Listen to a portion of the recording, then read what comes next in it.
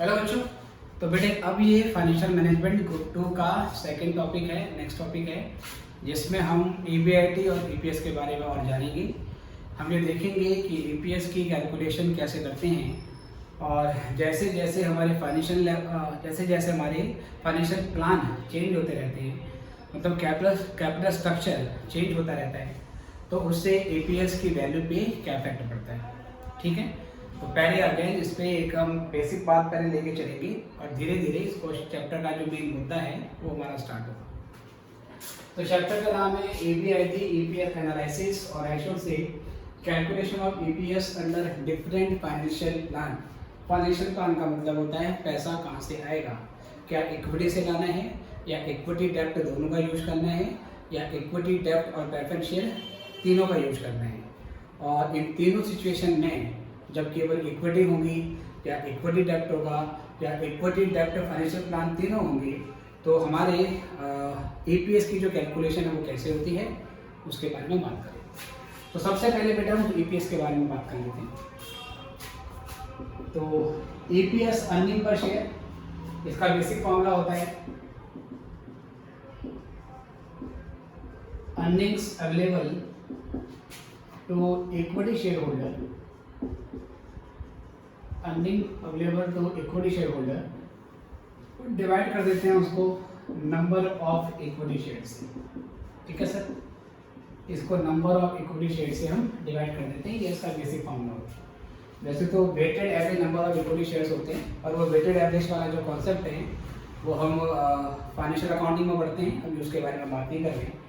Basic formula है earnings available to equity share holder divide by number of equity shares, right sir. अब earnings available to equity share holder sir कैसे निकाला जाता है ना। तो बात यहाँ से मुद्दे वाली ये है, calculation of earnings available to equity share holder, ये कैसे निकालते हैं। तो क्या कहानी है जी, इसके लिए पहले आपको ईबीआईटी मालूम होना चाहिए, है ना। ईबीआईटी आपको मालूम होना चाहिए। ईबीआईटी में से आप इंटरेस्ट माइनस कर देते हैं, ईबीआईटी में से इंटरेस्ट माइनस कर देते हैं और इंटरेस्ट माइनस करने के बाद ईबीटी निकल के आ जाता है और ईबीटी में से बेटा फिर आप टैक्स माइनस कर देते हो, तो आपका अर्निंग आफ्टर टैक्स आ जाता है और अर्निंग आफ्टर टैक्स में से फिर आप प्रेफरेंस डिविडेंड, अगर प्रेफरेंस शेयर्स एप्लीकेबल हैं तो ये भी माइनस कर देते हो सर, और ये माइनस करने के बाद फाइनल आपको जो फिगर बचती है ये वो अर्निंग्स होती है जो इक्विटी होल्डर्स को मिलेगी। तो earnings available to equity share holder ये यहाँ से बन के आ जाता है, earnings available to equity shareholders ये हमारे यहाँ से बन के आ जाता है। तो फॉर्मूले में ये जो ऊपर वाला हिस्सा है ये इस तरीके से निकाला जाता है। नंबर ऑफ इक्विटी शेयर आपको गिवन होंगे, या आपको ऐसे बोल देगा 10 लाख की इक्विटी शेयर कैपिटल है और एक शेयर 10 रुपये का है तो डिवाइड कर देंगे। कभी कभार ये बताया नहीं होता कि एक शेयर की फेस वैल्यू क्या है, तो हम ये मानते हैं कि एक शेयर की फेस वैल्यू 10 रुपये के बराबर होगी। तो आपने earnings available to equity share holder निकाल दी और उसको डिवाइड करने के बाद यहाँ से ईपीएस आ जाता है। या अगर आप ये नहीं करना चाहते तो एक फॉर्मूला आपको ध्यान रखना है सर, एक फॉर्मूला आपको ध्यान रखना है। अगर हम ईपीएस निकालने जा रहे हैं तो ईपीएस का फॉर्मूला होगा ईबीआईटी माइनस इंटरेस्ट, या चलो ईबीआईटी या पहले शॉर्ट में, चलो मैं उसको ई माइनस आई कर देता हूँ, ई माइनस आई, उसके बाद फिर 1 minus T minus P D और डिवाइड बाई एन। ये फॉर्मूला हमने इस तरीके से बना दिया है, E minus I multiplied by 1 minus T minus P D divided by n. So what is meant by E? Here E means EBIT, I means interest, EBIT में से इंटरेस्ट माइनस करना है, कोई चीज होगी EBIT माइनस इंटरेस्ट। फिर हमें after tax निकालना है तो 1 माइनस टी कर देंगे सर, टी का मतलब है टैक्स रेट। ठीक है सर, अगर सर ये आपका टैक्स रेट है, मतलब टैक्स रेट कैसे लेंगे सर, अगर 40% होगा तो 0.4 लेना है, मतलब यहाँ पर आपको डेसिमल में लेना है। अगर 60% होगा 0.6 ले लेंगे, अगर 35% होगा तो 0.35 ले लेंगे, है ना। जो भी यहाँ पे टैक्स रेट आएगा वो 1 से छोटा होगा, 1 से छोटा रहने के लिए टैक्स रेट को डेसिमल में एक्सप्रेस करना पड़ेगा। पीडी का मतलब है यहाँ पर प्रेफरेंस डिविडेंड, पीडी का मतलब है प्रेफरेंस डिविडेंड, मतलब आपके जो प्रेफरेंस शेयर्स हैं उसके कितना डिविडेंड देने हैं, उसके लिए प्रेफरेंस शेयर का एक रेट होगा, रेट ऑफ डिविडेंड, तो आपको फेस वैल्यू पे लगाना पड़ेगा। और एन का मतलब है यहाँ पे नंबर ऑफ इक्विटी शेयर्स, ठीक है सर, आपके नंबर इक्विटी शेयर्स कितने हैं। तो या तो आप इस तरीके से पहले पूरा स्टेटमेंट बनाएंगे और ये निकालने के बाद डिवाइड करेंगे, या आप ये ना करके आप सीधे ये फॉर्मूला लगा सकते हैं। इसमें कभी कभार इंटरेस्ट नहीं होता क्योंकि कंपनी ने डेप्ट नहीं लिया, तो इंटरेस्ट नहीं लिया तो बेटा जीरो हो जाएगा, इंटरेस्ट वाला वैल्यू जीरो हो जाएगा, बाकी सारी जो चीज़ें हैं वो सेम ऐसे निकालेंगे। कभी कभार प्रेफरेंस शेयर्स नहीं होंगे, अगर प्रेफरेंस शेयर्स नहीं होंगे तो जो प्रेफरेंस डिविडेंड है वो भी सर यहाँ पे नहीं हो, है ना, कोई दिक्कत वाली बात नहीं। तो जो चीज़ है वो पुट कर दो, जो नहीं है उसको निकालने की जरूरत नहीं है। तो पहले ये ईपीएस का बेसिक फॉर्मूला है, इसको नोट करें, फिर हम आगे बढ़ते हैं।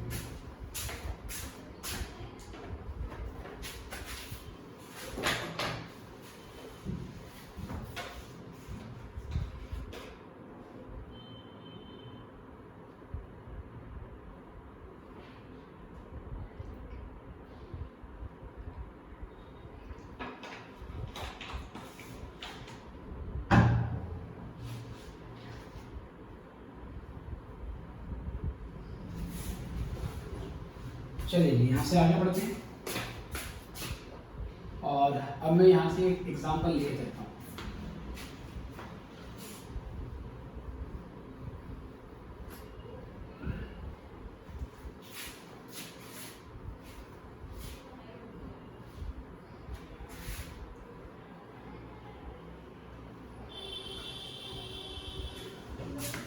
ठीक है जी, चलिए जी, तो यहाँ से ध्यान से देखेंगे, एग्जाम्पल लेके चलते हैं सर।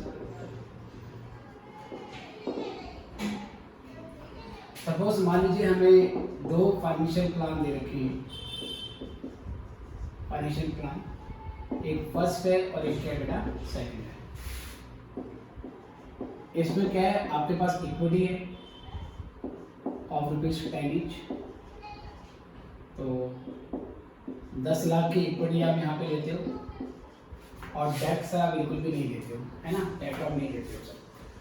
और उसके बाद दूसरा प्लान है आपके पास कि आप 10% डेट पे ले लो, 10% डेट पे ले लो। तो इसमें अगर ऐसा होगा तो इस वाली सिचुएशन में प्लान भर में आपके केवल इक्विटी यहाँ पर नहीं है, और इसमें क्या है कि बेटा अगर आप डेट लेते हो तो अल्टीमेटली इक्विटी तो खैर दोनों होगी।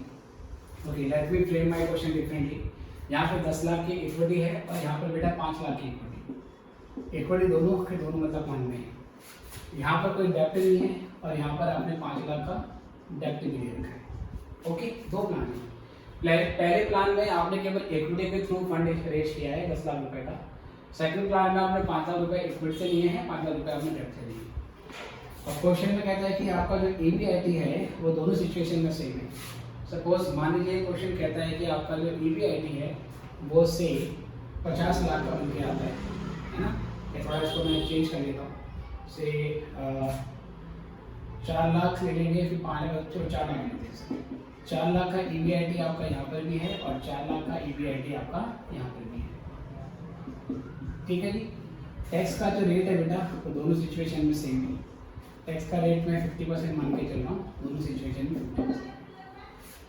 क्वेश्चन कहता है आपसे कि आपने कैलकुलेट करना है EPS अंडर बोथ प्लान, आपको दोनों के दोनों प्लान पे आपको EPS निकालना है।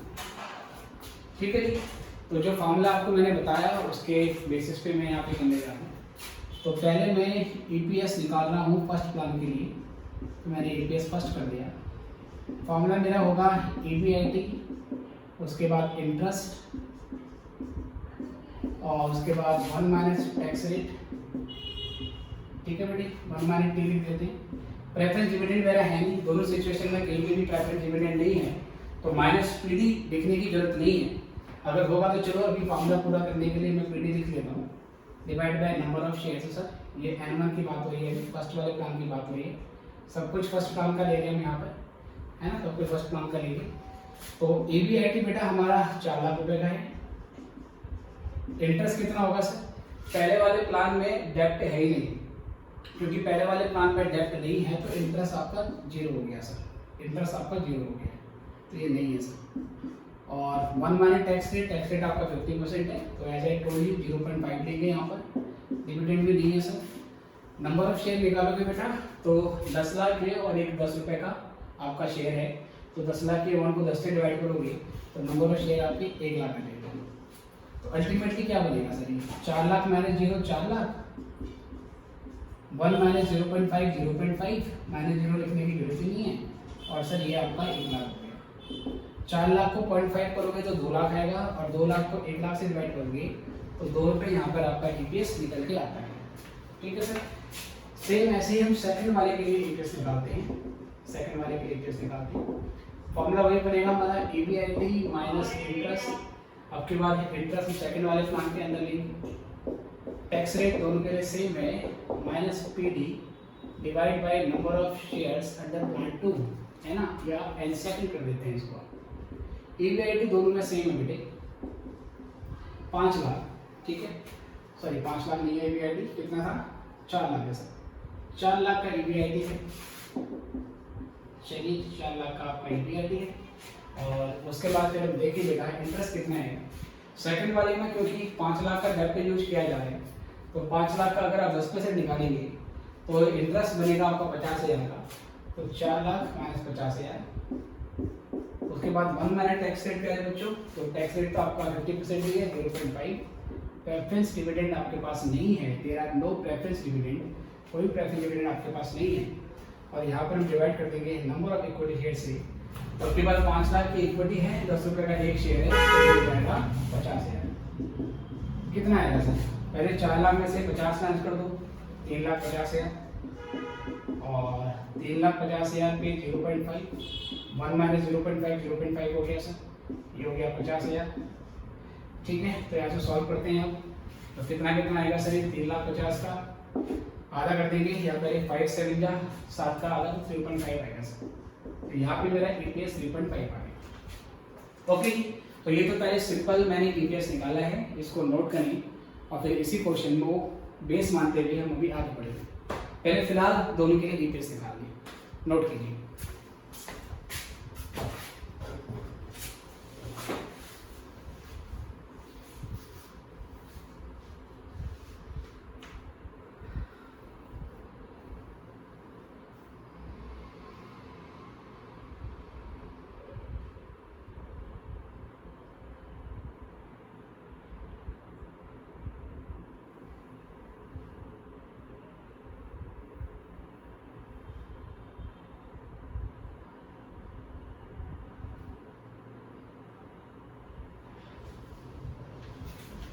चलिए जी बेटे, तो यहाँ से हमें क्वेश्चन में ये बात समझ में आती है कि अगर हमारा 4 लाख का EBIT का लेवल है, तो 4 लाख के EBIT के लेवल पे सेकंड वाला फाइनेंशियल प्लान बेटर है, क्योंकि सेकंड वाले प्लान पे हमारा जो अर्निंग पर शेयर है वो 3.5 आ रहा है, जबकि फर्स्ट वाले पे हमारा जो फाइनेंशियल प्लान है वो 2 रुपये आ रहा है। तो 4 लाख के EBIT लेवल पे second plan is better. Okay sir. अब क्वेश्चन हमसे एक नई चीज पूछता है, तो नई चीज क्या है बेटा, ध्यान से रखना। ये इस क्वेश्चन का पहला पार्ट था, जो कि आपको मैंने करके दिखा दिया। ये फर्स्ट पार्ट था सर, जिसमें बेसिक EBIT की कैलकुलेशन आपको मैंने सिखाई दी। अब इसी में बेटा आगे बोलता है, मान लीजिए इसी में आपको आगे बोलता है सेम क्वेश्चन में,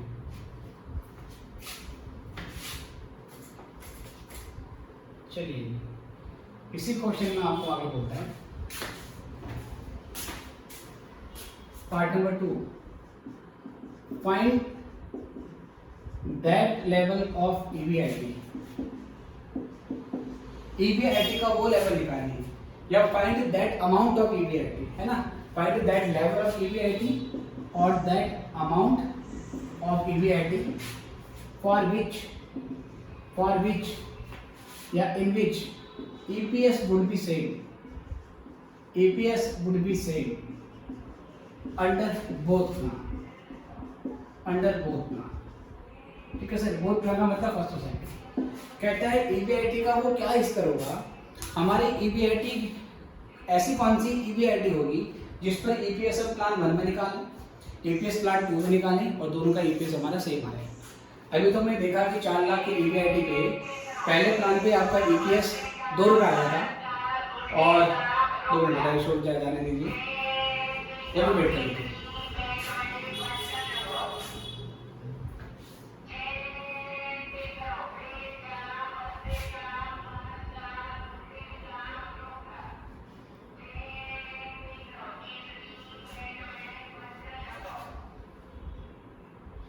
चलिए बेटा वापस आते हैं।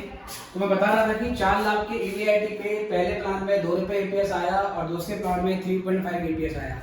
अब हमें क्वेश्चन कहता है कि भाई ईवीआईटी का वो अमाउंट निकालो जिसमें चाहे हम प्लान 1 ले चाहे हम प्लान 2 ले, दोनों में आपका ईपीएस सेम आना चाहिए।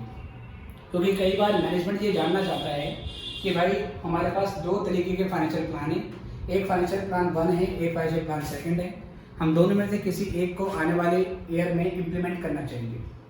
तो मैनेजमेंट ये जानना चाहता है कि किस लेवल ऑफ ईवीआईटी पे कौन सा प्लान बेटर है और वो कब तक बेटर है, कौन सा ऐसा लेवल ऑफ ईवीआईटी पे है जहाँ पर दोनों प्लान इक्वली गुड होंगे, जहाँ पर दोनों पे ईपीएस बराबर आएगा।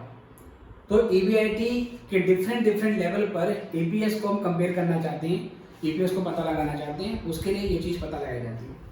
फिलहाल सेकंड क्वेश्चन में पूछा है ईवीआईटी का वो क्या लेवल होगा या ईवीआईटी का वो क्या अमाउंट होगा जिसमें ईपीएस दोनों में क्या हो जाए सर, सेम हो जाए। तो क्वेश्चन में हमें ऐसे बोला गया है कि ईपीएस पहले वाले का और ईपीएस सेकंड वाले का इक्वल होना चाहिए, है ना। उसके लिए हमारी ईवीआईटी की अमाउंट क्या होगी सर, इसके लिए ईवीआईटी की अमाउंट क्या होगी वो आपको निकालनी है। कितने ईवीआईटी पे दोनों ईपीएस इक्वल हो जाएंगे। जो ईपीएस इक्वल होंगे बेटा वो पॉजिटिव नेगेटिव कुछ भी हो सकते हैं, आपको बस फिगर दिखानी है। तो पहले आप क्या करोगे, दोनों जगह आप ईपीएस का फॉर्मूला पुट कर दोगे। यहाँ पर फॉर्मूला बनेगा आपका EBIT minus interest first plan का 1 माइनस टैक्स रेट, ये सब जगह सेम रहेगा बेटा। प्रेफरेंस डिविडेंड नहीं है तो माइनस पीडी अब मैं हटा दे रहा हूँ, उसको मैं नहीं लिख रहा हूँ सर, क्योंकि दोनों प्लान में कहीं पे भी प्रेफरेंस डिविडेंड नहीं है। यहाँ पे मैंने N1 लिखा, N फर्स्ट का मतलब number of share in plan 1, और उसके बाद फिर बेटा हम यहाँ पर करेंगे हम ईवीआईटी और माइनस करेंगे यहाँ पर हम इंटरेस्ट सेकंड वाले का 1 माइनस टी, प्रेफरेंस डिविडेंड दूसरे वाले में भी नहीं है तो ऊपर माइनस पी लिखने की जरूरत नहीं है क्योंकि वो जीरो हो जाएगा अपॉन में number of shares in plan second. अब सर पहले पुट कर दीजिए ईवीआईटी मुझे अब की बार निकालना है, मुझे ये ईवीआईटी नहीं लेना है क्योंकि इसमें तो हम ऑलरेडी ईपीएस निकाल चुके हैं और वो डिफरेंट आया था 2 रुपये और 3.5। कौन से ईवीआईटी पे दोनों सेम हो जाएंगे। ईवीआईटी मुझे नहीं पता सर, आप इसको एक्स भी मान सकते हो। पहले वाले में डेप्ट नहीं है तो इंटरेस्ट वाला हिस्सा 0 हो गया, टैक्स रेट 0.5 है सर। नंबर ऑफ शेयर कितने हैं सर, नंबर ऑफ शेयर आपके 10 लाख बाय 10 तो 1 लाख, यहाँ पर 1 लाख लिया सर, 10 लाख बाय 10 हो गया। यहाँ पर ईवीआईटी अगेन ईवीआईटी दोनों जगह सेम ही होगा, है ना। ऐसा लेवल ऑफ ईवीआईटी जहाँ पे आपका ईपीएस सेम हो जाए। इंटरेस्ट यहाँ पर 5 लाख का 10% होगा बेटा 50,000। टैक्स रेट आपका 1 माइनस 0.5 और यहाँ पे number of shares under plan second, तो सेकंड वाले में 5 लाख बाय 10 50,000 का आपका यहाँ से निकल के आता है। अब बेटा यहाँ से सिंप्लीफाई करते हैं, ये ईवीआईटी माइनस 0 ये ईवीआईटी हो गया है, ये ईवीआईटी हो गया है।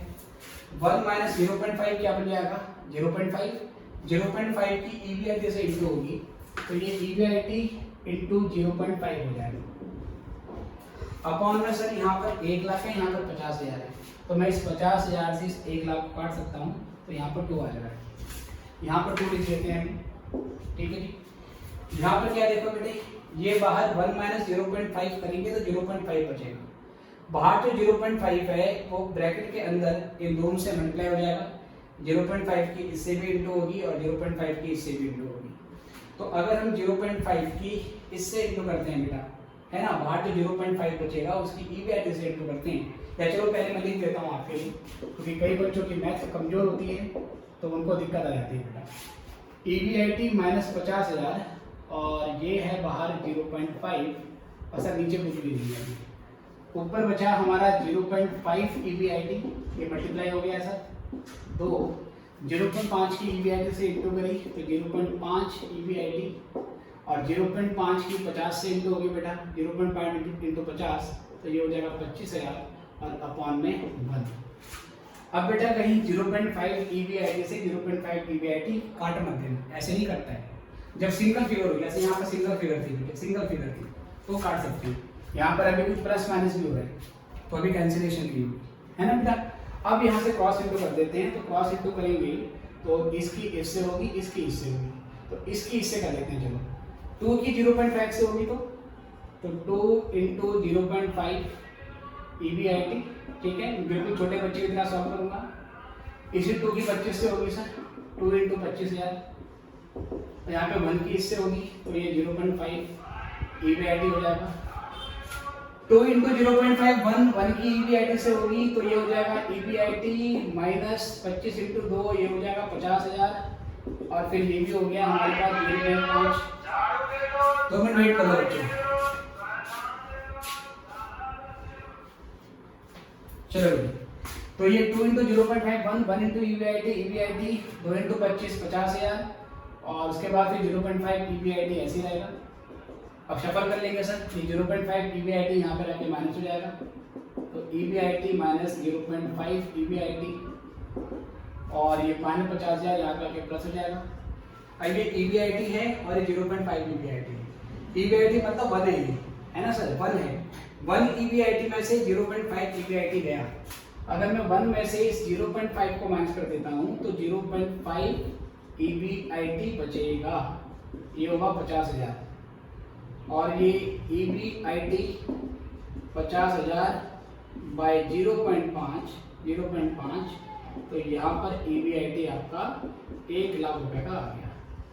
इसका ये मतलब हुआ बेटा, इसका ये मतलब हुआ अगर फर्म का EBIT 1 लाख रुपए का होगा, अगर फर्म का EBIT 1 लाख रुपए का होगा तो उस सिचुएशन में पहले प्लान का EPS और दूसरे प्लान का EPS सेम आएगा।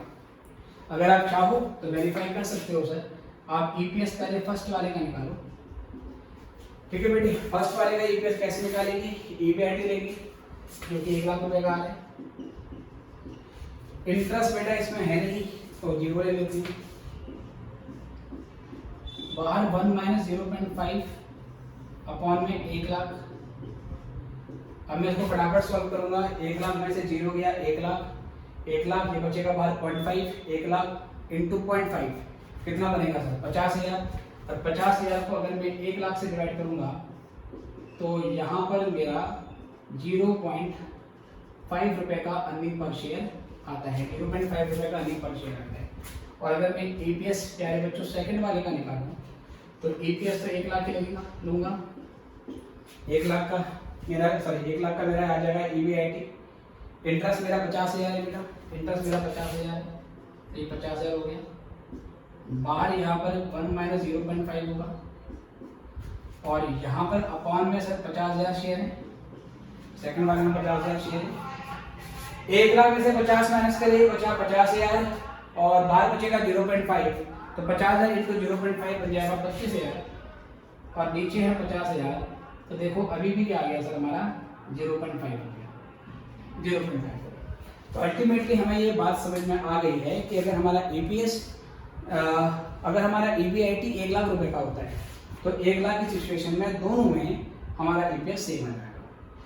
तो एक ऐसा EBIT जिस पर EPS दोनों प्लान में इक्वल हो जाता है, आई रिपीट, EBIT का वो लेवल जिस पर EPS दोनों फाइनेंशियल प्लान में इक्वल हो जाता है, ऐसे EBIT के लेवल को हम इंडिफरेंस पॉइंट बोलते हैं। क्या बोलते हैं? इंडिफरेंस पॉइंट या इंडिफरेंस EBIT EPS पॉइंट बोलते हैं। क्या बोलेंगे? Indifference EBIT EPS point.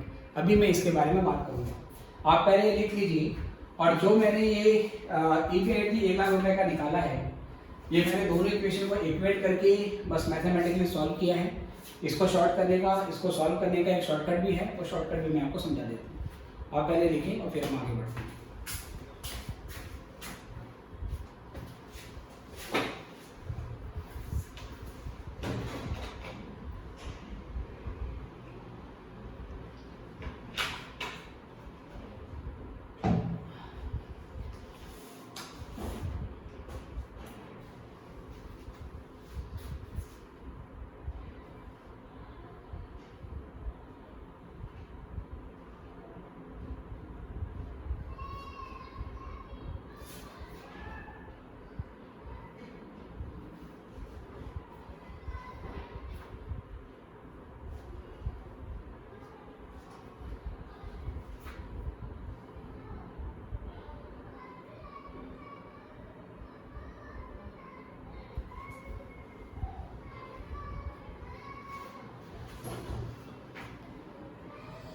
चलिए बेटा, आई गेस ये आपने कर लिया है और ये हमारा 1 लाख का आंसर आया है।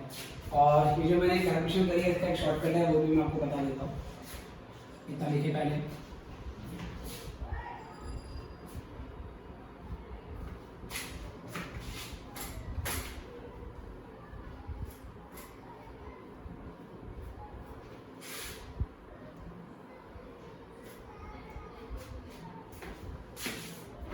चलिए अब सेम चीज़ के लिए बेटा हम लिख रहे हैं यहाँ पे शॉर्टकट, ये ध्यान में रखना। इसको मैं डिफरेंट पेन से लिख देता हूँ। चलिए 2 मिनट वेट करेंगे।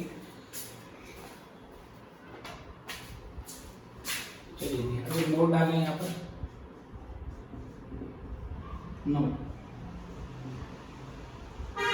Calculation of indifferent EBIT EPS point. Indifferent EBIT EPS point का मतलब सर EBIT EPS का वो लेवल जहाँ पे दोनों फंड का EPS क्या हो जाएगा सर, इक्वल हो जाएगा। Calculation of indifferent EBIT EPS point when there is no preference dividend, जब कोई प्रेफरेंस डिविडेंड नहीं है। तो इस सिचुएशन में बेटा एक शॉर्टकट फॉर्मूला है, ठीक है, एक शॉर्टकट फॉर्मूला है। और वो फॉर्मूला क्या है सर? फॉर्मूला है EBIT is equal to N1 minus N2 है ना। या चलो इसको मैं N रोमन लिख देता हूँ, N first and second interest second minus N2 और N1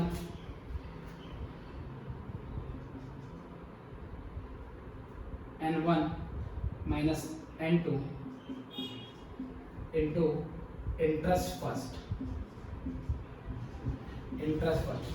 ठीक है सर। ये हमारा फॉर्मूला है EBIT का इंडिफरेंट पॉइंट निकालने का। धीरे धीरे प्रैक्टिस करोगे तो बेटा ये मेमोराइज हो जाता है। इसमें N1 N2 किसको ले रहे हैं सर? N1 का मतलब number of equity share under first plan और N2 का मतलब number of shares under second plan. तो पहले बता देता हूँ इसमें N फर्स्ट का मतलब है number of equity shares under plan 1 और N2 का मतलब है number of equity shares under plan second, ठीक है बेटे।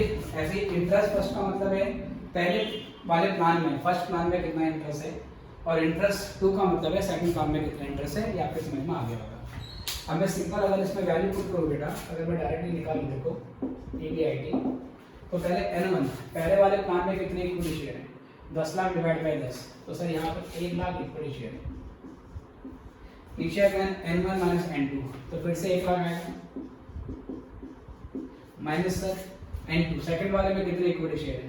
तो 5 लाख की अमाउंट है, 10 रुपए का एक शेयर है, तो ये हो जाएगा 50,000। इनटू में सर सेकंड वाले प्लान का इंटरेस्ट सेकंड वाले का लेना है पहले। सेकंड वाले में इंटरेस्ट कितना है? 5 लाख का 10% देगा, तो ये हमारा 50,000, तो ये हो गया 50,000 minus sir N second sir second वाले में कितने आपके शेयर्स है सर? सेकंड वाले में शेयर्स आपके 50,000 सर।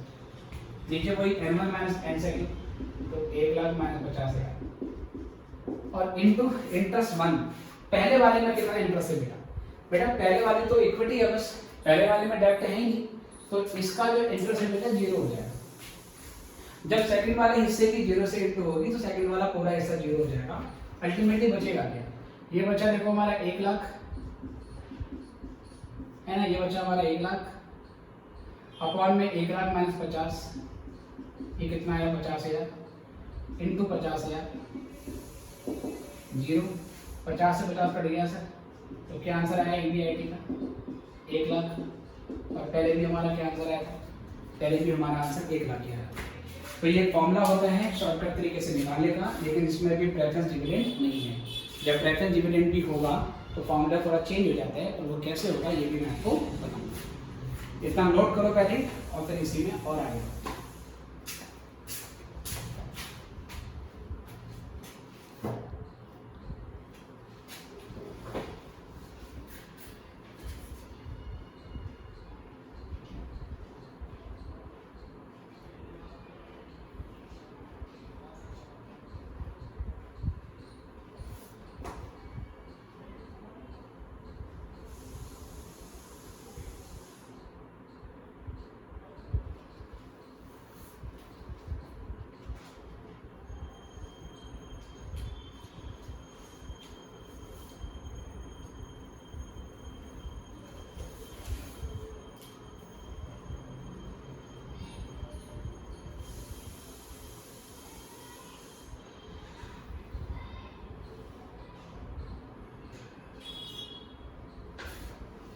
चलो यहाँ से आगे बढ़ते हैं बेटा, एक ऐसे आपने कर लिया है, तो अब हम यहाँ से आगे बढ़ेंगे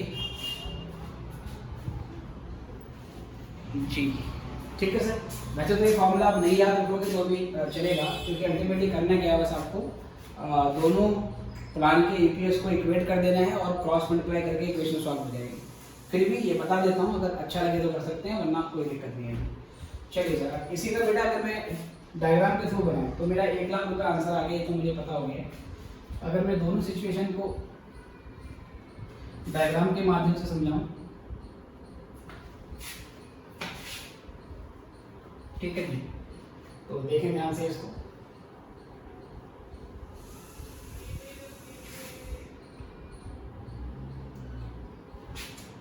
चलिए अब डायग्राम बनाएंगे इसका। हम 3 अलग कलर के पेन ले लेते हैं, रेड, ब्लू और ब्लैक। ये क्या है बच्चों, तो हम एक इस तरीके से डायग्राम बनाएंगे। Diagrammatic presentation.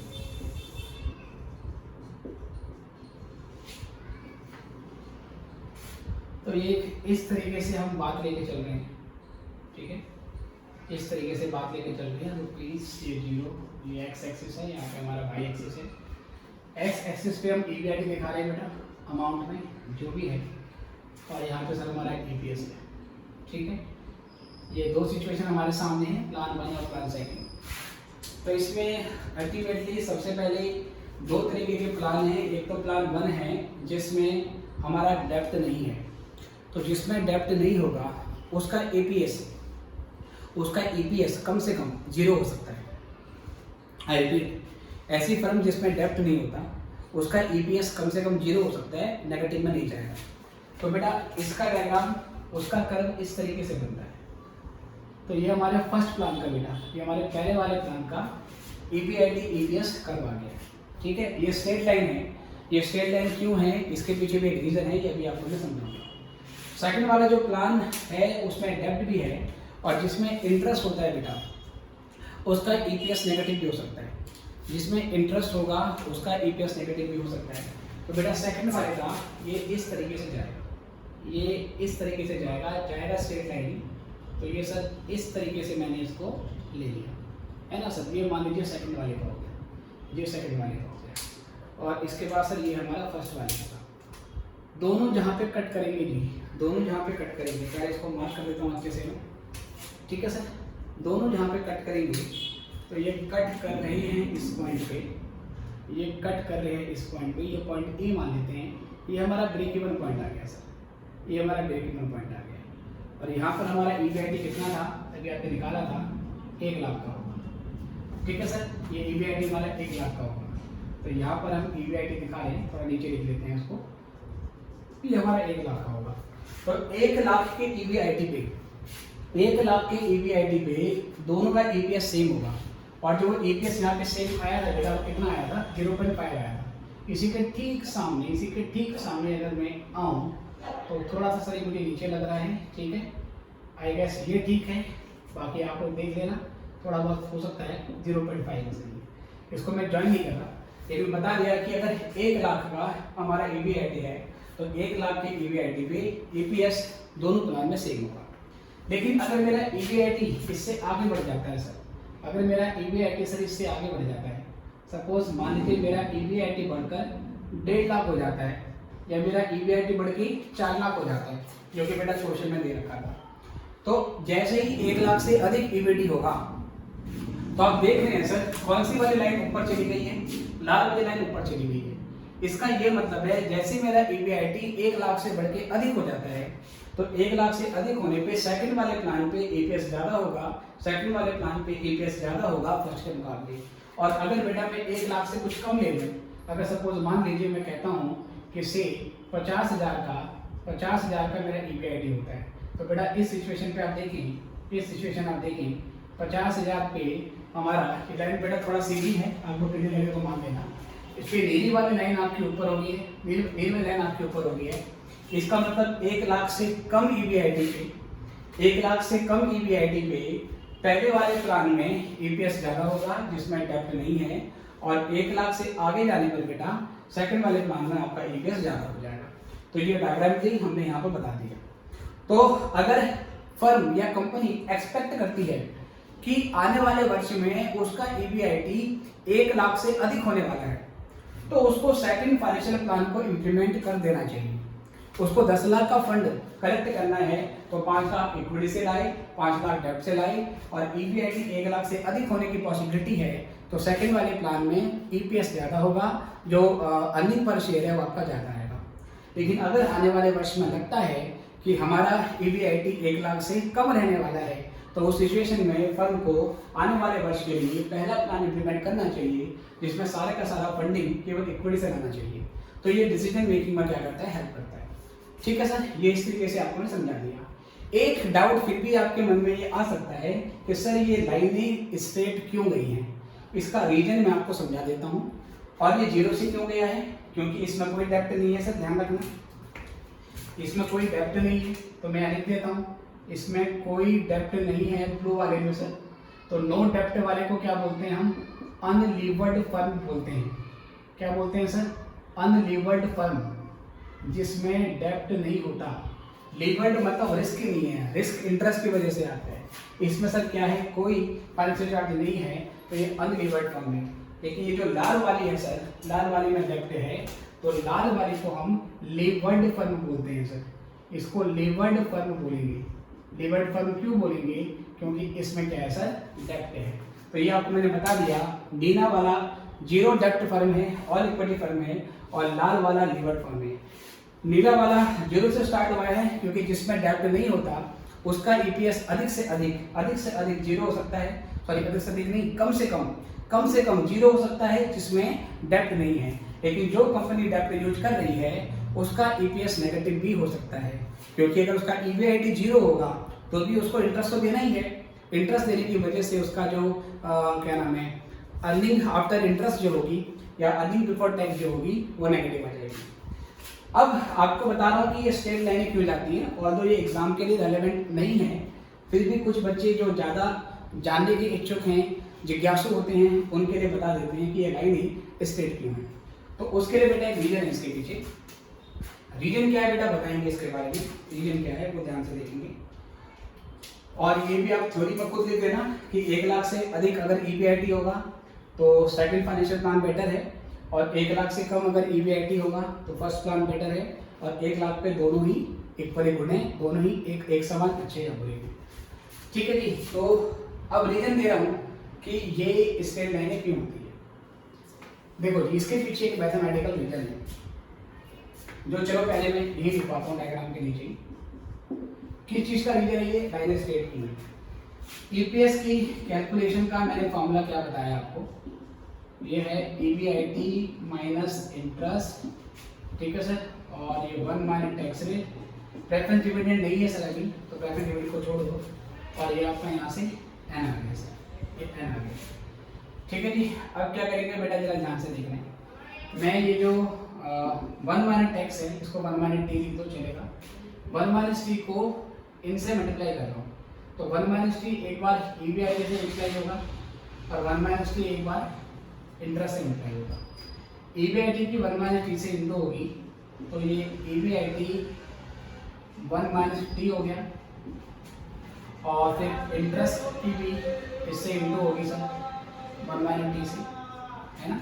तो ये 1 माइनस टी एक बार EBIT से मल्टीप्लाई हुआ, और ये 1 माइनस टी एक बार इंटरेस्ट से मल्टीप्लाई। अपॉन में n है, उस n को भी मैंने 2 हिस्सों में बांट दिया, एक बार यहाँ पे लिख दिया, एक बार यहाँ पे लिख दिया। डिवाइडर अपॉन में जो होता है उसको हम बेसिकली इस तरीके से लिख सकते हैं। ये आपको पढ़ा है, पता है आपको, जैसे अगर a प्लस b/c होता है तो इसको a/c और b/c लिख सकते हैं, है ना सर। ये मैथमेटिक्स में पढ़ा है। ओके सर, अब मैं क्या करता हूँ सर, ये से आगे देखो ध्यान से। मैं ये इंटरेस्ट वाले हिस्से को पहले लिख देता हूँ, minus interest 1 minus T upon में n, और ये प्लस ये वाला हिस्सा बेटा मैं बाद में लिख देता हूँ। ये है EBIT 1 माइनस टी अपॉन में n। ठीक है सर, ये हमारे यहाँ से EPS का फॉर्मूला आ गया। चलो अब देखना बेटा क्या क्या कर रहा हूँ। ये जो पहले वाला हिस्सा है, ठीक है, देखते रहना बेटा। ये जो पहला वाला हिस्सा है, इसमें इंटरेस्ट का अमाउंट प्लान 1 प्लान 2 में सेम रहेगा।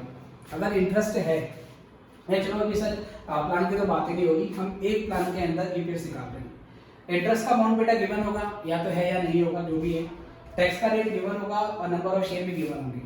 तो ये इंटरेस्ट 1 - t और n ये पूरा बेटा एक कांस्टेंट अमाउंट रहेगा। Interest 1 - t upon n constant रहेगा।